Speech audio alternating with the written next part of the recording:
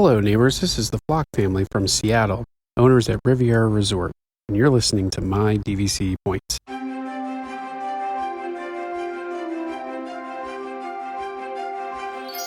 Parents and the children could have fun together. Please board quickly and safely. Our monorail will be departing momentarily.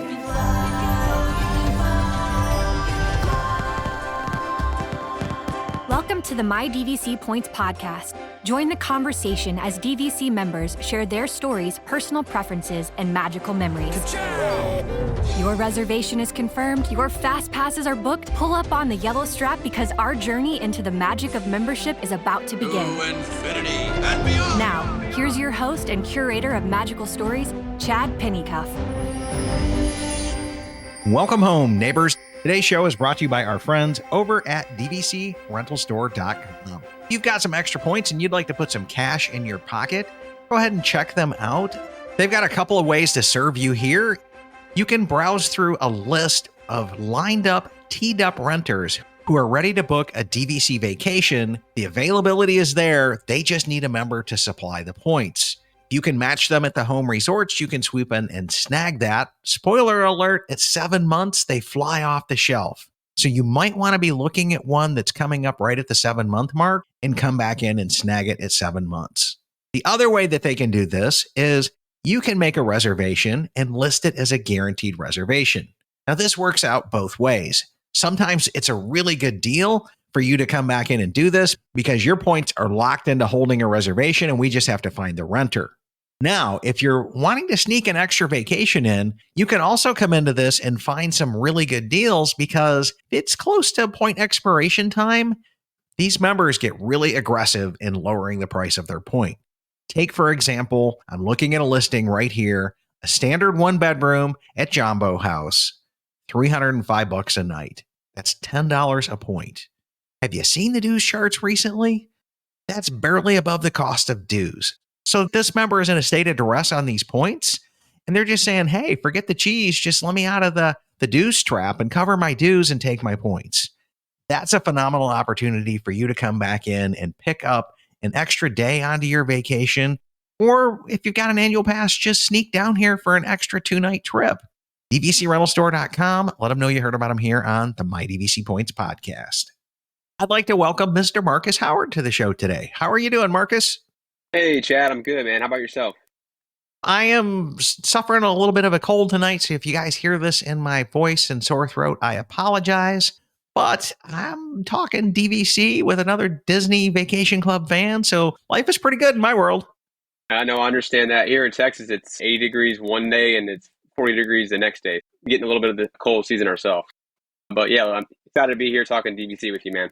Yeah, so Marcus, tell me a little bit about your Disney and DVC background here. How did you start coming to Walt Disney World?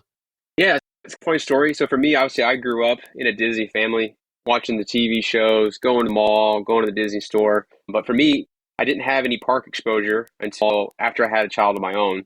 It was in 2019. We took our first trip to Disneyland. And at the time, I didn't really know a lot about it. I didn't really, honestly, I had, compared to where I'm at now, I knew nothing. We stayed off site. We brought our food into the park, ate breakfast in the hotel, ate dinner in a hotel, fell in love with it. And honestly, the toughest part about it was really figuring out what the Disney blues were. And so after that trip, we booked a trip, our first trip to Disney World, scheduled for September of 2020. Obviously, we know how that story goes. COVID came through, forced us to postpone that trip. And that trip was to be we're going to blow it out. We're going to stay on site. We're going to stay at the All-Star movies and really do it up on that trip. And so fast forward a few years, I got to stop you for just a small snicker here. It's just, so just to reset expectations and level things for everybody. There isn't a reality here of we're going to live it up at the All-Stars because we're snobs now, right? Hey, have you made it to the snob level yet, Marcus? Yeah, no, I guess I'm just grateful for it. Honestly, I'm still like in the honeymoon stage where I'm just like, maybe it's just my personality. I'm just so grateful to have this opportunity and to go. But honestly, we're in a position in terms of what we thought at that time, in terms of where we were going to stay. For us at the time, like I said, where we went to Disneyland, we were off-site. We were eating in the hotel, bringing our lunch into the park. And honestly, like I said, it was my first exposure. And one thing I'll say about myself is that I'm extremely cheap. And so For me, I was hooked on Disney parks at that point, and I was willing to stay on site and was willing to spend the money. And that was like our entrance. It was staying there. And like I said, we have 2 kids. My son was born in 2020, at the end of 2020. So we postponed that trip thinking that we would move it back so that we would wait until he's at a better age and we would go. Because at the time we're thinking we're going to go one time, or we're going to go to Disney World and experience Disney World. Off the list. Yeah, exactly. What we did was, now that we had postponed that trip, the All-Star set that we were planning on doing, it had gotten upgraded, because at that point I was listening to more podcasts, I was learning more, listening more. And so we were going to stay at the Contemporary in a theme park view. And so I had the reservation booked. I think it was like $7,000 for just that stay, just with the theme park view at $900 a night. Wow. Okay.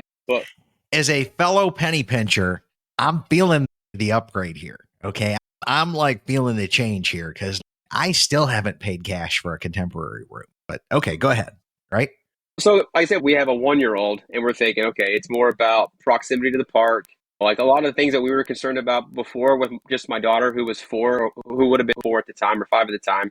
Now we have a 1-year-old. We're thinking, okay, we want to be close to the park. Plus, like for me, we went to Disneyland in 2019. So now it's just, my obsession is just building and building. And I want to be in the magic. I want to be surrounded by it nonstop. And so we booked that reservation, and I'm just listening to podcasts. Obviously, if I'm listening to a DVC podcast, you would assume that I'm listening to other Disney podcasts, right? Yeah. Trip reports, this and that. And I hear people just referencing DVC or Disney Vacation Club. And I'm thinking, yeah, I've never been to Disney World, so I don't even know what that is. Yeah, I start researching it, looking it up, and obviously find myself onto the direct website and just sticker shock right away. I'm like, no, there's no way that we could afford that. And kept going, and then found out from another podcast about resale. And so that's what we ended up doing. We ended up buying a resale contract at Bay Lake Tower for 120 points, canceling that reservation at $900 a night, and then booking a studio, Lakeview, at Bay Lake Tower for that exact trip. And obviously, best decision I ever made, for sure. So this is still sight unseen for Walt Disney World, right? This is all like podcast level, YouTube type research. Wow. Yeah, Chet, I owe it to your show. You put out a lot of good content, a lot of like new member education, and I felt comfortable. Like I said, I'm very cheap, and this is a decision that I obviously thought about, and I'm sure like everyone else that listens to your podcast had spreadsheets, Excel documents built. But for me, like the one thing I loved about Disneyland was just obviously being there, but like leaving Disneyland and the trip being over, I really struggled with it. And I felt like knowing that the trip would soon end didn't necessarily allow me to maybe enjoy the trip that I was on. Even though we had another trip booked, for me, this was a solution to what I didn't enjoy about going to the park and feeling that impression after you finish your trip. The post-Disney blues, yeah. Yeah, exactly. For me, this was like the solution to that for me. Knowing that, hey, when the trip ends, we are going to be sad, but your intro says we're going to be going back. Lincoln nailed it in that outro. And oh, yeah, definitely. Yeah, as a matter of fact, y'all tune into the shows because Lincoln is now 10. And so in the next couple of weeks, we're going to be recording a show with him as a 10-year-old. And we'll talk about the fact of what he thinks of his voices on every single podcast episode. But yeah, it's in the outro to the show is, "Aw, cheer up, Dad. We're DVC. We're coming back." And yeah. That nails it. That nails that experience, just dials it right in. And so it sounds like when you bought DVC, you now have the mental ease of saying, we know we're coming back. Right. I know. I feel like we're very fortunate, because I feel like we've only ever experienced Disney World as DVC members. So we've never had, there's a lot of listeners that I hear that have been on the shows in past times where they've talked about it and they've kicked it around when I decided to finally, go forward with it. So for us, I feel very blessed that we have never had to we've always felt good about when a trip ends. We're already ready to start booking our next trip. And yeah, like I said, it's one of the best decisions I've made. I can honestly say that. Yeah. Okay. Oh, that's awesome. 120 points is a good starter, get your feet wet level. But to me, that sounds like it's set up for add-onitis. So has add-onitis kicked in since then? And what's happened since then, Marcus? It has. I'll tell you, when I was originally trying to find a contract, I remember saying 120 points, and I thought to myself, with 120 points, we can go for a week out of every year. So I remember members saying that's considering a small contract. So I took offense to that at first. I was like, man, that's a lot of money. But yes, we have added on. I learned, obviously, real quick, that is a small contract relative, especially when you're going, you want to go back. 120 points is a small contract relative now. So yeah, we have added on. Especially to stay at a monorail resort as well. Now, you can stretch that by going over to Old Key West or Saratoga, something like that, and get a little bit more than a week, maybe a 10-day trip or something along those lines. Right. Yeah, no, yeah. The monorail resort, it's not cheap on the points, but can't beat that convenience. But yes, we did add on. We added on in the summer of 2022.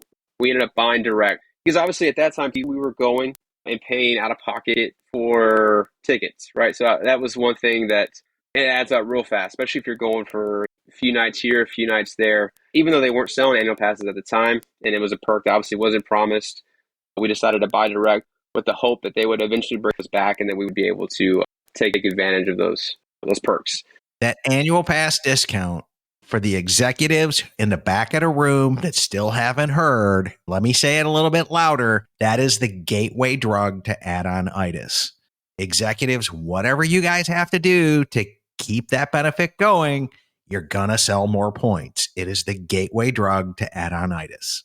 Yes. No, I'm with you 100%.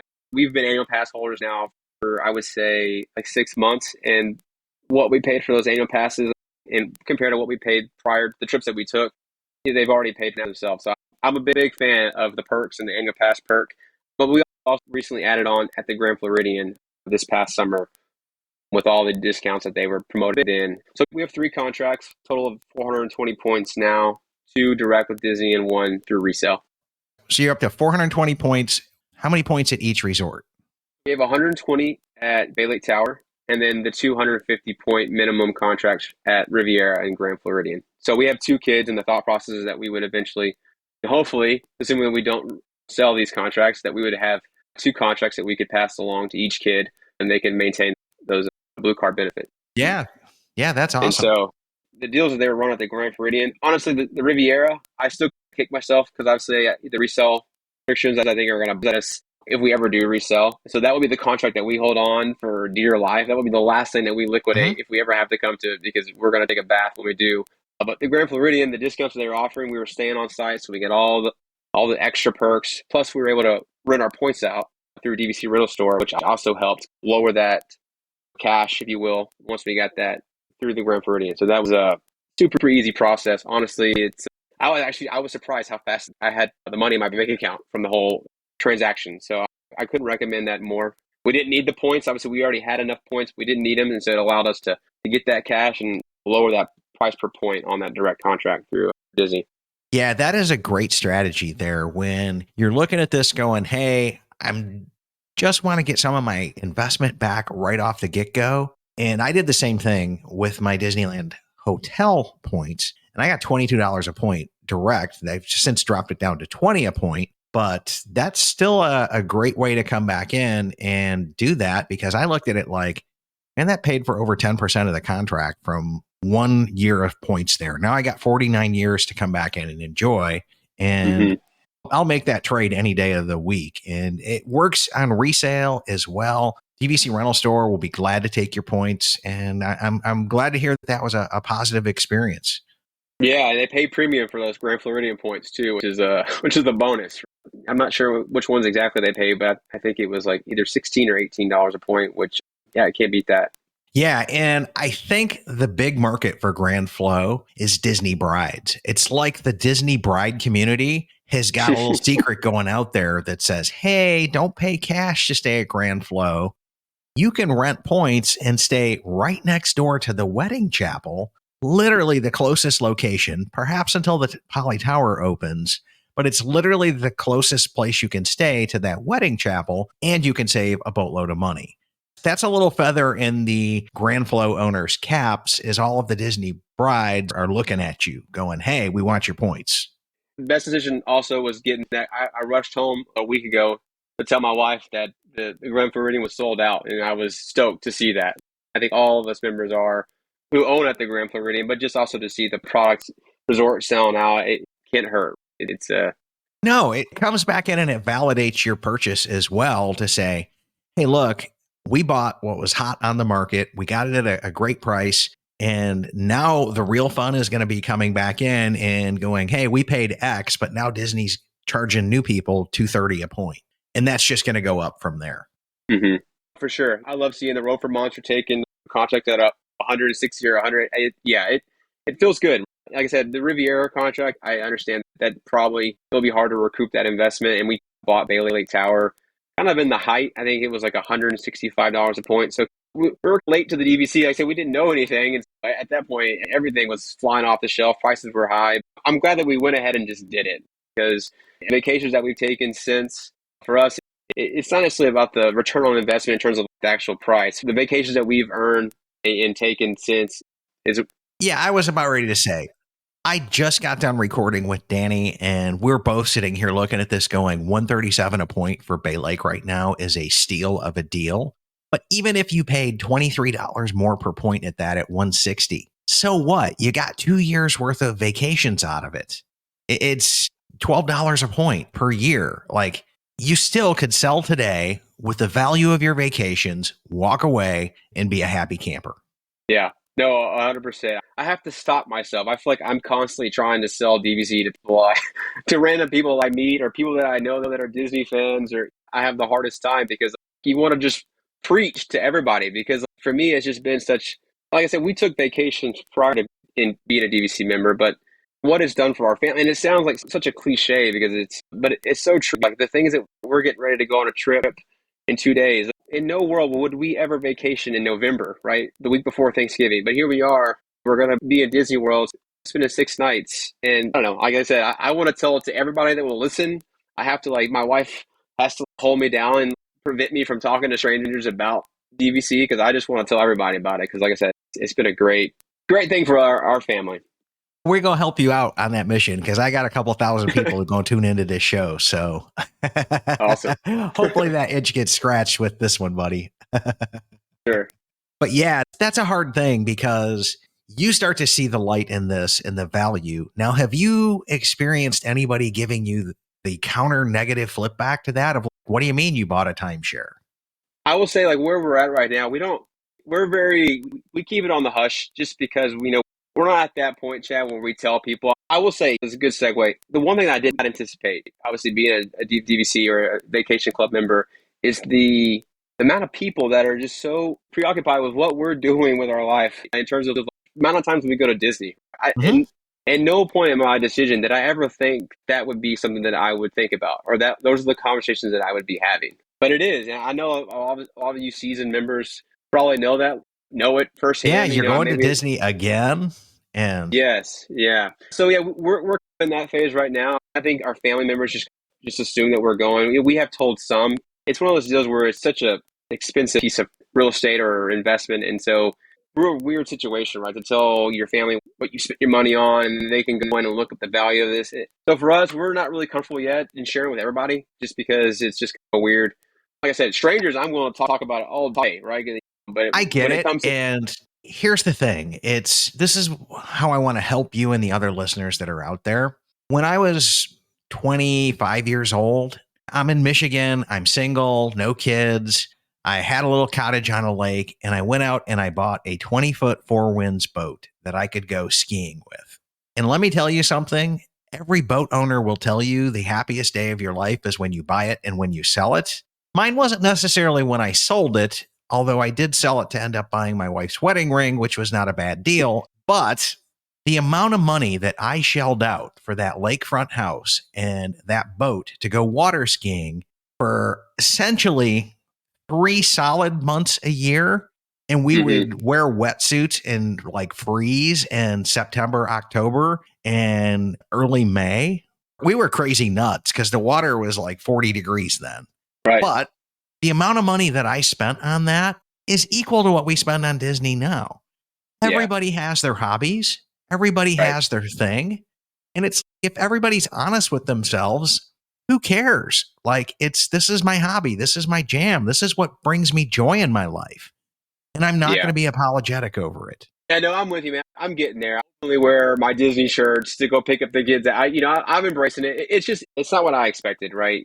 I'm sure I'll learn to get over that at some point in my life and not be preoccupied with what people think. But yeah, like I said, that was not what I anticipated. But I went through that phase very briefly. And then you start hearing the Disney's only for kids. Really? Have you ever taken an adult-only trip there? Have you ever went to the fine dining that's available here? Have you ever had a day in the park that's just a date with you and your spouse, where you can be a kid again and not have to worry about the little kids, do that and tell me Disney's only for kids. I'm with you 100%. I mean, for me, like, it's all worth it though. The time that I've had with my kids there, whatever comments or I feel like it's going on, it's small potatoes to me at this point.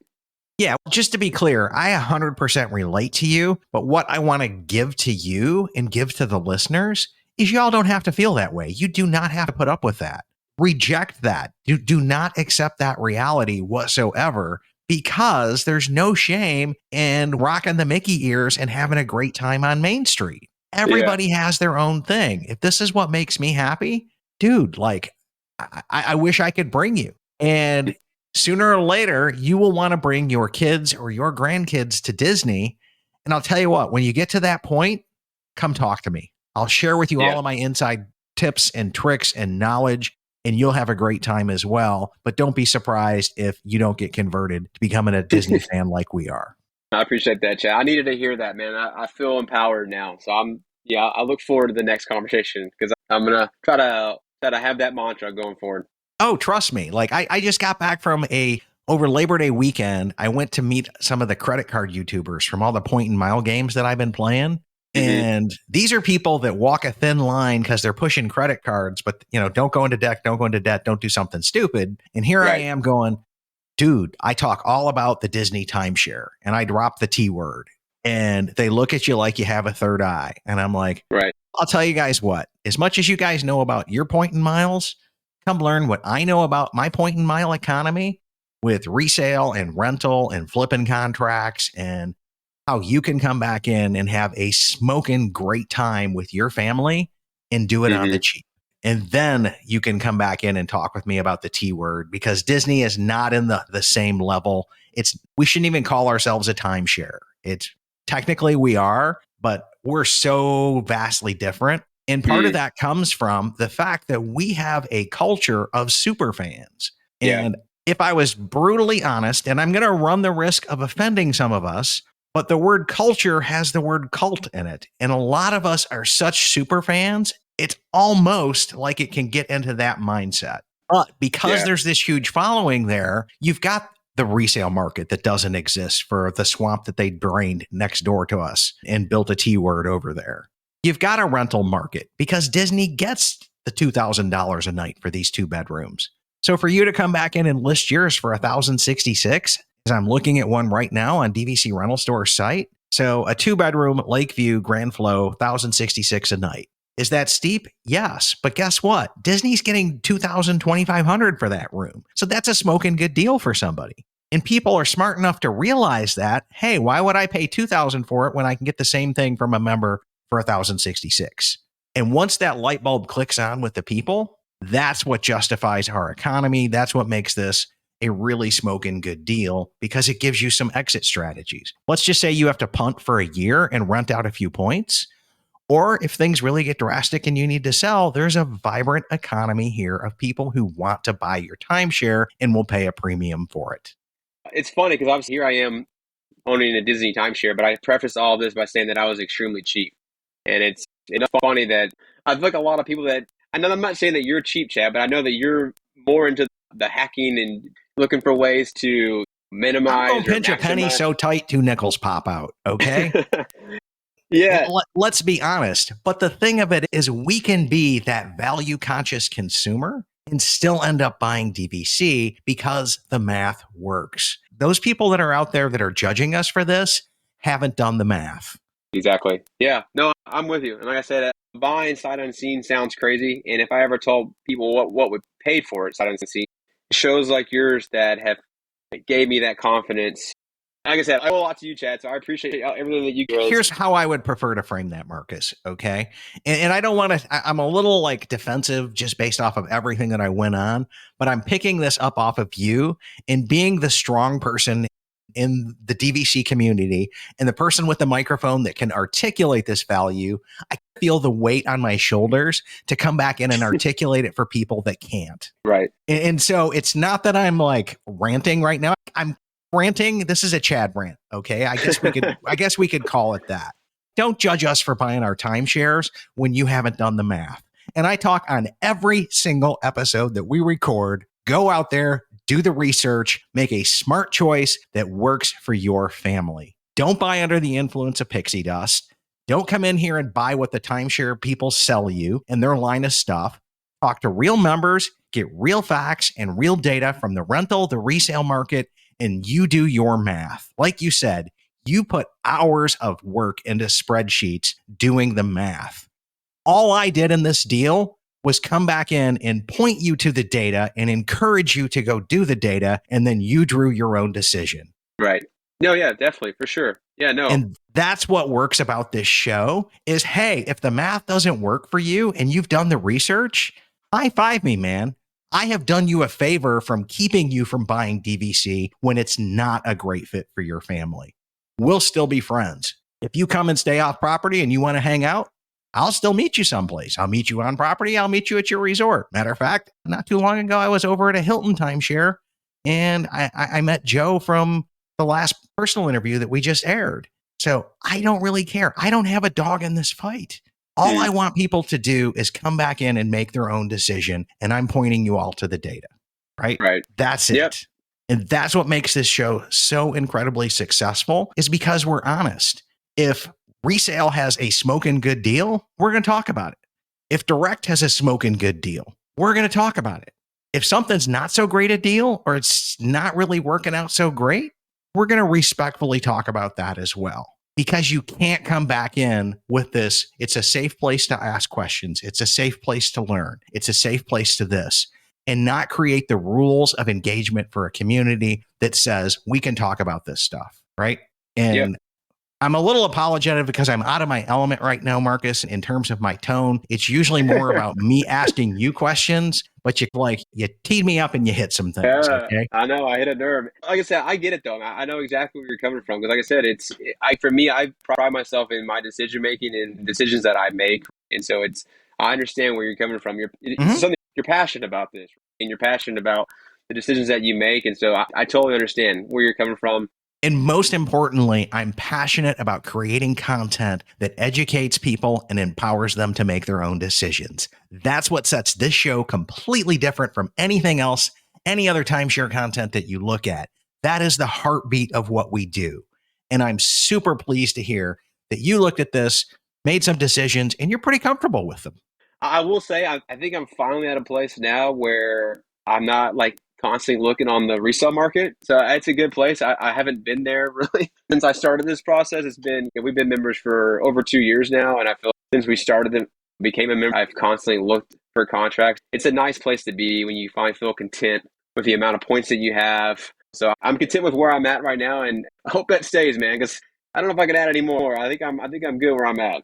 As somebody who's went from 1,695 points all the way down to 325, and now I'm back up to 525 with the Disneyland Hotel add-on, I feel like I should be comfortable with a point, but I'm still borrowing next year because we're going to Disneyland Hotel. We're going to Alani. They're both point expensive places. And do I wish I had more? Absolutely. Until I got to pay dues in December. Then I'm like, maybe we got enough, right?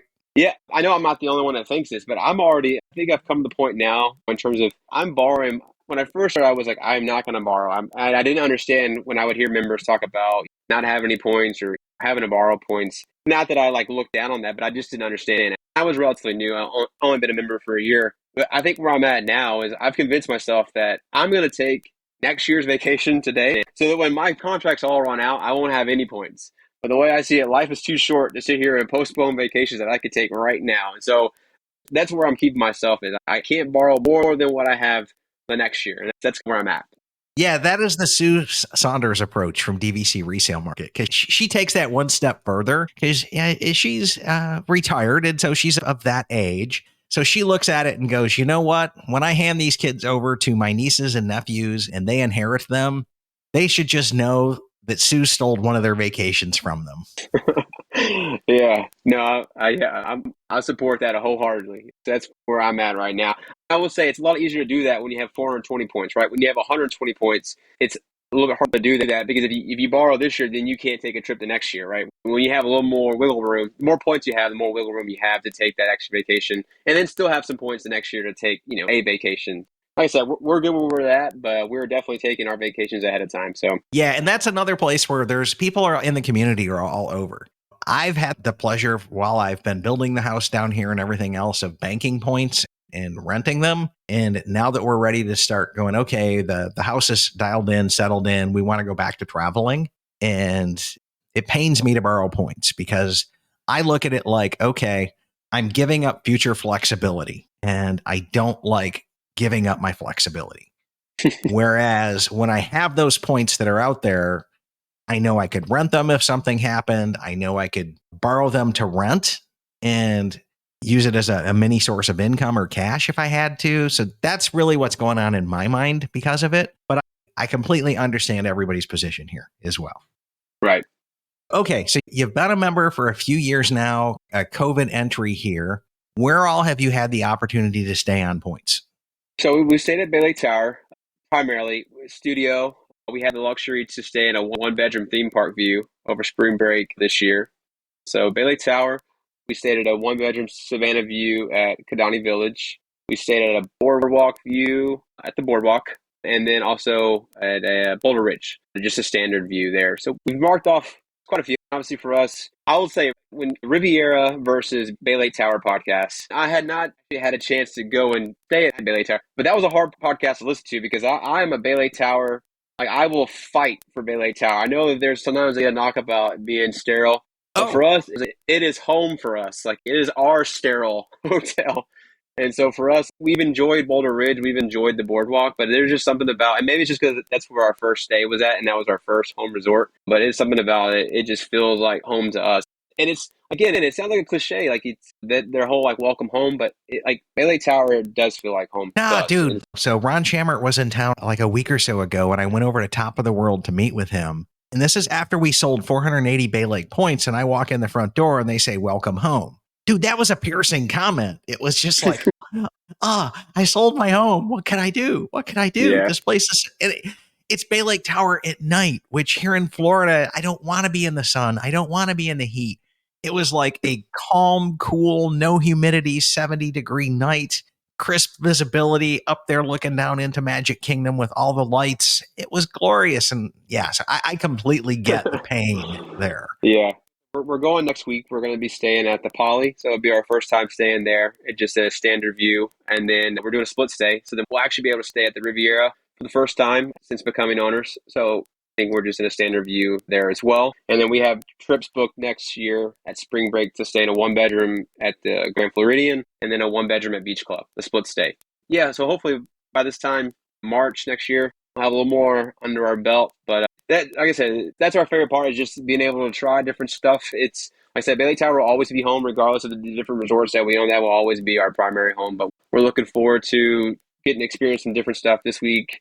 My kids, that's like their favorite thing is just honestly, the split stay is the way to go because you feel like you get to have two different vacations, especially when you like you have a Boulder Ridge and then a boardwalk. Those are just completely different experiences and totally different vibes. It's great, man. So we're excited about it. Yeah, and just so you know, at Riviera, the benefit of being an owner there is you can book the standard view rooms, which are actually the more desirable view rooms, okay? Because they overlook the parking lot, but the other side of the parking lot is the Epcot fireworks. So I'm like, I don't care. I'm not looking down at the parking lot when I look up at night and I see fireworks. So that's an ironic twist of things that Disney just got wrong. But that's the huge benefit of owning there because A, there are less points, and B, the room is better. They completely got that nomenclature wrong, if you ask me. But that's okay. Yeah, we'll circle back. Like I said, I'm a little nervous because obviously everywhere we've stayed, aside from Kidani, has been a walking distance to some park or just been relatively easy in terms of transportation. I know the Skyliner, it seems like I know if it's raining, which it looks like the forecast will be pretty decent for the next week, so hopefully we won't have any issues there. So we'll see. Like I said, Riviera, it was sight unseen when we got it. It was more just like that was what they were selling at the time, and we wanted that blue card benefit. We've obviously been there. We've ate at Topolino's, and it's a beautiful resort. We're just excited to be there, but like I said, we'll see where we're at once we're done. The Skyliner is magical when it's moving. When lightning's in the area and they shut it down, it's complete chaos. But while it is working, It's completely magical. But just know you're in the thunder capital of the U.S. here in Central Florida. Like it's just like lightning constantly. So Yeah. that's my take on the Skyliner. And I don't want to take anything away from anybody because I think it's magical to just sit there and watch and just go, man, there's all of these families just getting whisked away on this awesome Disney vacation. And Yeah. you look up there and you might see a mom, dad, a couple little kids. And it brings me back to when my kids were smaller. And so I love watching the Skyliner working. Yeah. Yeah. Oh man. Let's hope it works in a couple next weeks. Okay, so now I have to ask the question, what all is on your DVC bucket list here? Honestly, for us, we obviously want to do all the resorts. We're excited about Beach Club. Like I said, we're going in spring break next year. It's like a prime, I would imagine, like it's a perfect resort at that time of the year. I know it's full sun all the time. We're hoping for great weather just to be able to enjoy that resort. So our goal is to obviously also get back out to California where this all kind of started. And hopefully the Grand Californian would be something that we would love to do. You know, you got to have a lot of points. We actually had a stay booked there where I was having to wake up every morning and try to book it.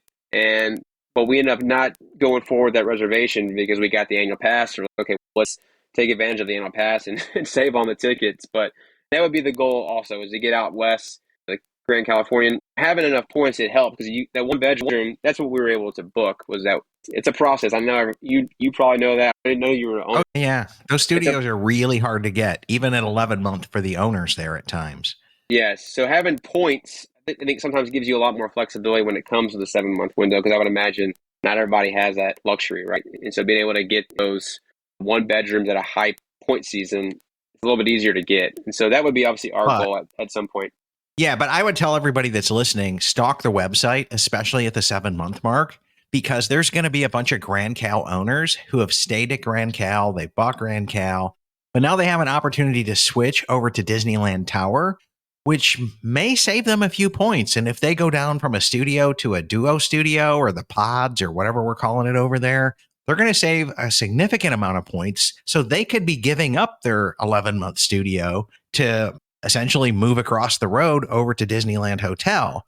So that whole morning of the 7-month mark, just keep stalking the website. Yeah. And you'll surely find somebody who's coming back in and doing a 7-month switch. Before, that never happened. There was no place for them to switch. Now there's some options there, and those options may be less points, it may be more points, it may be just trying something new. Don't give up on Grand Cal. And if you could have a player or two also trying to snipe a room over at Disneyland Hotel, yeah, that would be another valid strategy as well. Oh, yeah. For us, it's like I said, getting out west, trying what's in Florida, also just moving more as like a one bedroom. For me, I'm more of a point stretcher. I'd like to get more vacations, whereas my wife is all about the one bedroom. She's all about staying put, unpacking, and not packing until we leave to go back to Texas.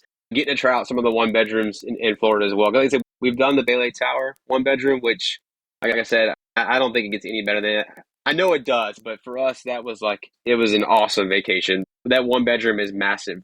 Yeah, no, you're really close to the truth there. With that one bedroom, doesn't get much better because they put all the space where it matters. Okay. All of the space is in that main living area. I don't care how tight I am at sleeping. I'm going to pull the blinds and close my eyelids and lay down. Like, I don't need a ton of space in the bedroom. I just need a place to lay down.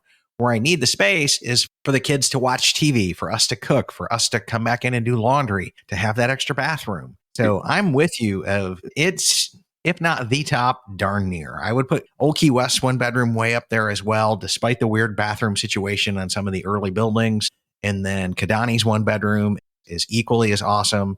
And then Grand Cal's one bedrooms. You've also got a lot of elbow room and extra bathroom. And then even the new Disneyland Hotel, you get that extra bathroom there as well. So it's still a little more boxy at Disneyland Hotel as opposed to feeling homey and big open windows and the balcony. Like it's the balconies on the one bedrooms at Baylake, awesomeness. And you combine that with the Steakhouse 71 to go. It's like a perfect combination, Chad. Oh, I'm telling you, I have now got my own, we know the nights that this guy is serving, so I can be picky. But I now have my own dedicated waiter that it's like, if he's not there, I don't even try to schedule it. I wish I could join you on the takeout, but I've got such a phenomenal server and I think his name is Robert, that we use, I can't go anyplace else. We're Like, Team Tim. We're Team Tim. Who we look for when we go. So yeah, no, and that's what's cool about it, right? I mean, it's weird. Who would think that you would have a waiter in Disney World that you like frequent and that you build a relationship with, right? And what's cool too is obviously we've gone so much over the last 2 years that people that we know back home that are taking their once in a 5-year trip or their once in a lifetime trip, like we get to experience it with them, right? Because a lot of times, like if they're going, it's usually at a time where we're probably going ourselves. And so we have met friends, we have met family at Disney World, and it's just like, I don't know, it's just very strange, right? It's, it's such a weird dynamic to be. Yeah. Yeah. Those are two key things of membership that you just don't get outside of this, right? Where you come back to the same location and you develop like relationships with the cast who does a great job serving you. You want that experience. You like them. You want to go back and see them again, right? And a lot of times they recognize us and they're like, yeah, how you been? And sometimes they really get to know you and your family. And that's a special part of Disney World that I'm not saying doesn't exist outside of it, but I hear it more frequently here. Granted, I'm biased and I'm all into the Disney bubble and not into very many others, but I think that's unique to our community, or at least something special about our community, if the word unique doesn't apply. Yep, couldn't agree more. And then the other part of it, like you said, as you progress in your DVC like journey here, you start looking forward to meeting new people. And so I'm excited because it sounds like my daughter is 17, has been dating this guy for over a year now, high school sweetheart deal, and not happy about that part of it. Okay. the dad in me is just like, no, this isn't cool. But my wife is, shut up. You can't stop this.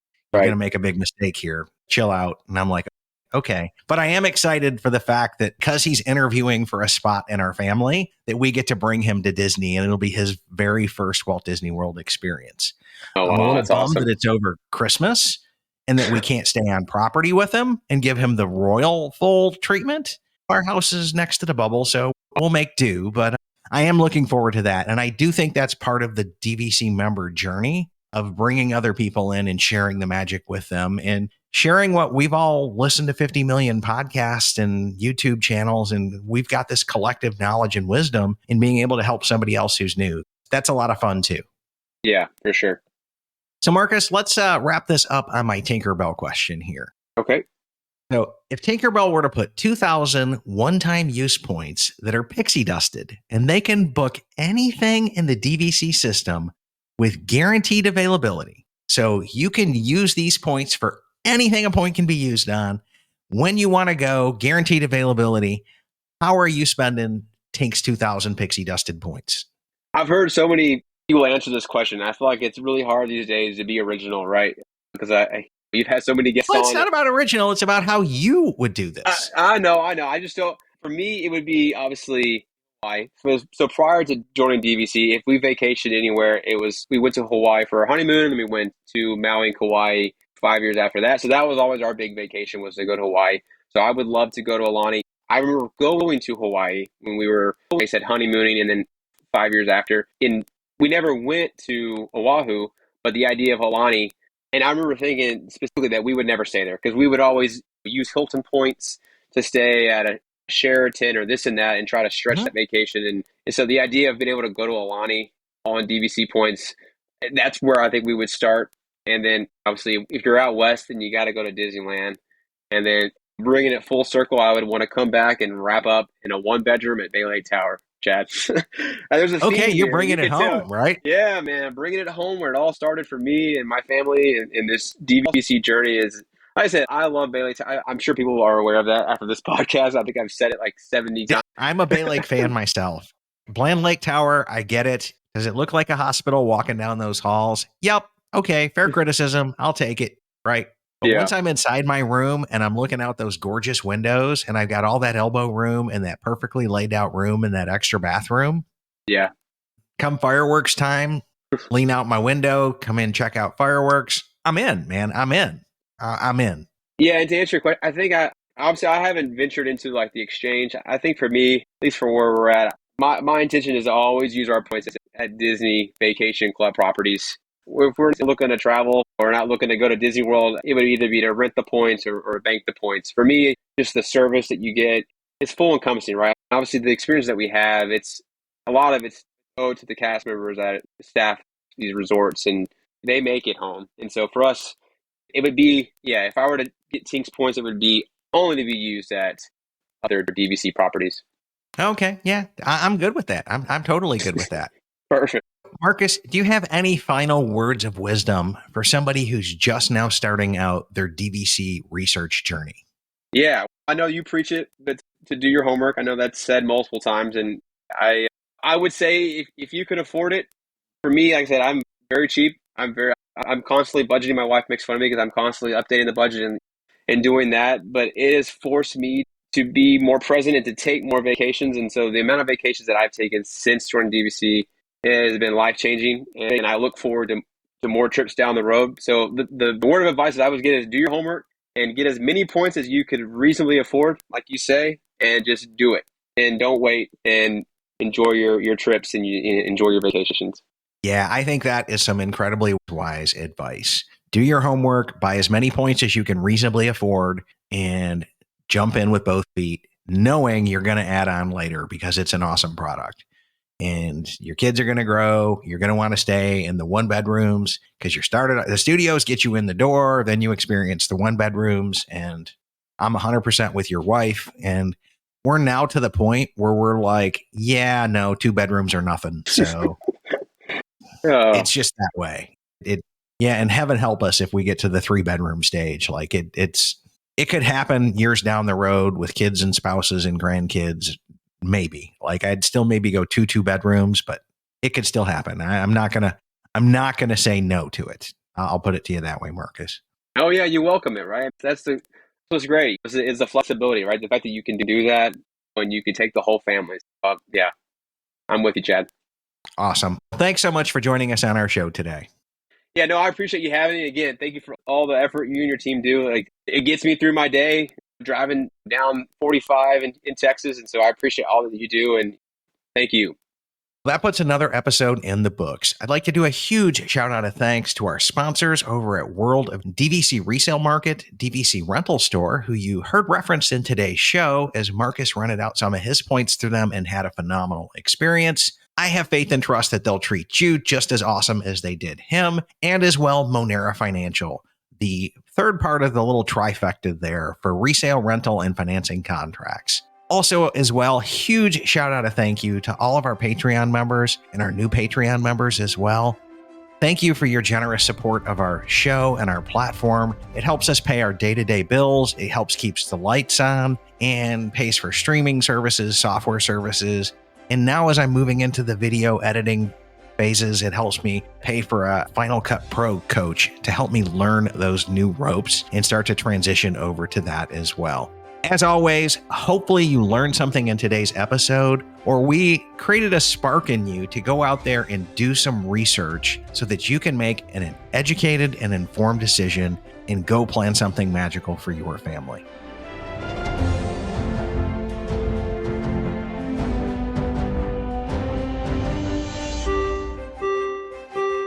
Ladies and gentlemen, please watch your head and step as you exit, and take small children by the hand. Aw, chill up, Dad. You know I'll come back. Like DVC. My DVC Points is an unofficial Disney-inspired podcast created by fans of Disney Vacation Club. The thoughts expressed in this podcast are personal opinions and personal experiences. My DVC Points is not affiliated with Disney Vacation Club, the Walt Disney Companies, or any subsidiaries. We encourage listeners to contact their DVC guide or member services for official DVC policies.